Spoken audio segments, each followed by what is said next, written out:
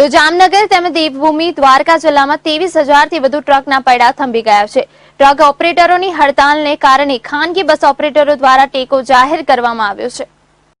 દેશભરમાં ટ્રક ઓપરેટરો પોતાની વિવિધ માંગણીઓના સંદર્ભમાં આજથી અચોક્કસ મુદતની હડતાલમાં ઉતરી જતા દેશભરમાં આશરે 90 લાખ ટ્રકના પૈડા થંભી ગયા છે। પરંતુ જો હડતાલ લાંબી ચાલશે તો જીવન જરૂરીની ચીજવસ્તુઓની હેરફેરને અસર થશે, તો રોજિંદી વપરાશી વસ્તુઓના ભાવ પણ વધી શકે છે। હડતાલ પહેલા કેન્દ્રના વાહન વ્યવહાર મંત્રી નીતિન ગડકરી સામે માંગણી થઈ હતી, પરંતુ સમાધાન નહીં થતા હડતાલ યથાવત રાખવામાં આવી હતી। ટ્રક અને બસ ઓપરેટરોની મુખ્ય માંગણીઓમાં પેટ્રોલ ડીઝલના બદલાતા ભાવ, जीएसटी, टोल टैक्स मुख्य है। टोल प्लाजा पर ट्रक उभी रहता 98,000 करोड़નું ઈંધણ બરબાદ થાય છે, જે દેશ માટે નુકસાનકારક છે। ઓપરેટરોની માંગણી છે કે ડીઝલ ઉપર ₹1 ટોલના નામે વસૂલવામાં આવે, તેનાથી 18,000 કરોડની વધુ આવક મળે પછી વધુ ટોલ ટેક્સ શા માટે?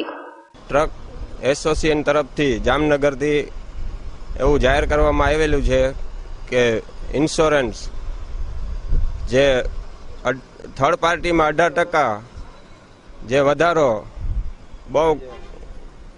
બહુ વધારે છે વધારો, અને ટોલ નાકા ઉપરાંત ડીઝલ કે જે આજે ₹73 લીટરથી ₹75 લીટર થઈ ચૂક્યું છે, તો ગાડીવાળાને કોઈ હિસાબે આ ટ્રક ચલાવવું પોસાય એમ નથી।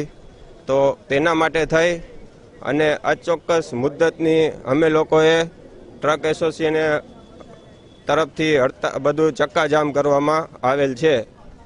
તો જ્યાં લગી તેનું નિર્ણય ન આવે ત્યાં લગી અમે લોકો ટ્રક થંભાવી રાખશી।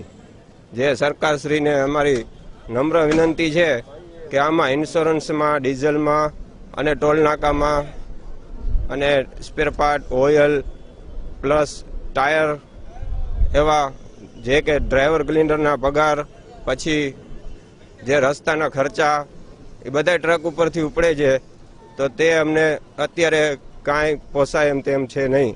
તો સરકારશ્રીને અમારી વિનંતી છે કે આમાં કાંઈક અમને યોગ્ય કરી આપે। ખૂબ ખૂબ આભાર। અન્ય માંગણીઓના થર્ડ પાર્ટી ઇન્સ્યોરન્સના દરમાં પ્રતિવર્ષ વધારો કરવામાં આવે છે અને તેના ઉપર 18% જે જીએસટી વસૂલાય છે તે યોગ્ય નથી। જામનગરના ખાનગી બસ ઓપરેટર એસોસિએશનના પ્રમુખના જણાવ્યા મુજબ આજની હડતાલમાં ખાનગી બસ ઓપરેટરો પણ જોડાયા છે।